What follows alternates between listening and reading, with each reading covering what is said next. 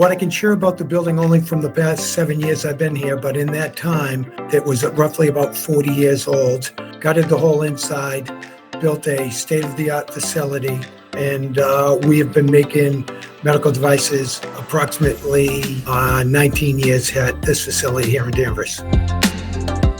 When I first got to Jim's facility, we pursued a variety of visual inspections, put together a condition report. We came to the understanding that certain pain points were active leaks in the building and that the roof was aged. We did have leaks in the stock room, in the clean rooms.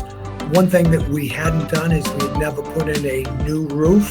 So where we had a great facility here for manufacturing, we had an old roof that was approximately 20 years old and needed to be addressed.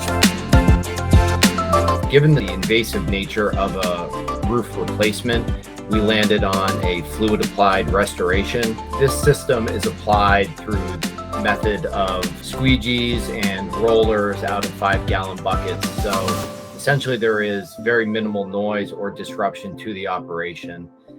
We are a company that runs basically round the clock. We couldn't shut down manufacturing, it's too costly. And to be honest with you, Garland was working on the roof, and I don't think people even knew that we were restoring the roof. That's how well it went. No, we have not had one leak yet so far, and that is coming up on a 1-year anniversary. So it was a home run for our company.